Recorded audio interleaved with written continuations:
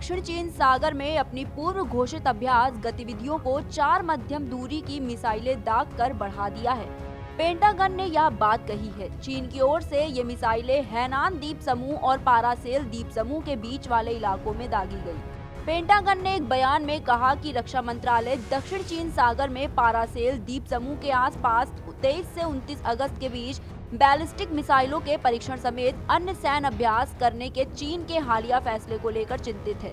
Pentagon ने कहा कि दक्षिण चीन सागर में विवादित क्षेत्र में सैन्य अभ्यास करना तनाव कम करने और स्थिरता को बरकरार रखने में उलट है। साथ ही कहा कि मिसाइल परीक्षणों समेत चीन की अन्य कार्रवाई दक्षिण चीन सागर में स्थिति को और अस्थिर करती है। ऐसे अभ्यास दक्षिण चीन सागर में पक्षों के आचरण पर 2002 की घोषणा के तहत चीन की प्रतिबद्धताओं का भी उल्लंघन करते हैं। यह घोषणा उन गतिविधियों से बचने के लिए की गई थी जो विवादों की ओर जटिल बना सकती है या बढ़ा सकती है तथा शांति और स्थिरता को प्रभावित कर सकती है। साथ ही यह चीन और आसियान के बीच आचार संहिता के लिए जारी वार्ता के साथ उसकी मंशा पर सवाल उठाता है।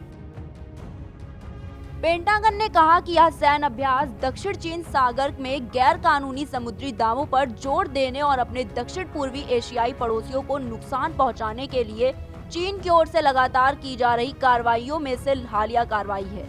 चीनी गतिविधियां दक्षिण चीन सागर का सैन्यीकरण न करने की उसकी प्रतिज्ञा के उलट है और मुक्त एवं स्वतंत्र हिंद प्रशांत क्षेत्र के अमेरिकी दृष्टिकोण के भी विपरीत है, जिसमें सभी राष्ट्र छोटे एवं बड़े संप्रभुता के लिहाज से सुरक्षित है, दबाव से मुक्त है और स्वीकृत अंतर्राष्ट्रीय नियमों के अनुरूप आर्थिक विकास आगे बढ़ाने में सक्षम है।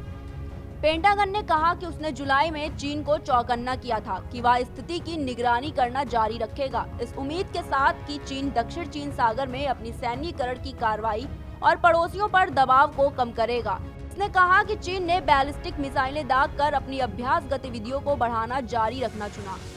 साथ ही इसने सभी पक्षों से नियंत्रण रखने और कोई भी सैन्य गतिविधि नहीं करने की अपील की जो दक्षिण चीन सागर में नौवहन की स्वतंत्रता को जोखिम में डाल ले और विवादों को बढ़ा दे। पेंटागन ने हिंद प्रशांत क्षेत्र में कार्यबल एलिस की तैनाती करने की भी घोषणा की जो नवंबर 2020 तक वहां सुरक्षा सहयोग गतिविधियों का संचालन करेगा।